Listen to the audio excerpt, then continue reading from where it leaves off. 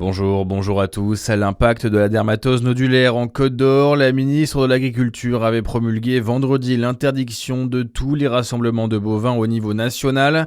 Prévu le 25 octobre prochain, le concours de Pouilly en Auxois a été annulé. Les dirigeants l'ont annoncé hier sur les réseaux sociaux. Celui de Sémur en Auxois, prévu ce week-end, a également été supprimé. En aucun cas nous n'avons pris la décision en amont. Nous ne faisons qu'appliquer la loi qui nous est imposée. Nous espérons que ces mesures drastiques seront suivies d'effets dans la lutte contre la dermatose nodulaire, a déclaré le président du comité d'agriculture de la commune. L'eau du robinet massivement contaminée au TFA à Besançon, c'est ce que révèle une étude parue dans la revue scientifique Discover Water.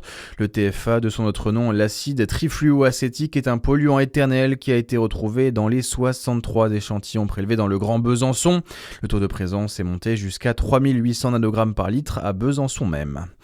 Dans l'actualité également, le Premier ministre a fait une part du chemin, chacun devra ensuite faire la sienne. Ce sont les mots de la porte-parole du gouvernement à nos confrères du Parisien.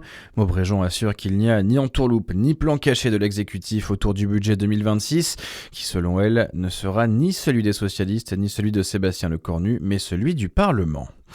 Nicolas Sarkozy n'a pas peur de la prison. L'ancien président de la République prend la parole dans les colonnes de la Tribune dimanche avant son incarcération mardi.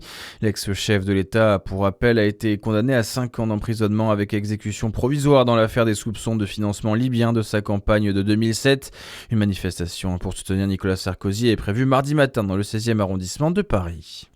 Et un mot de sport avec du foot pour terminer ce journal d'information. En Arkema Première League, le DFCO a fait match nul sur sa pelouse contre Fleury sur le score de 1-1 pour la 5e journée du championnat. Grâce à ce point, les joueuses du DFCO sont 8e au classement.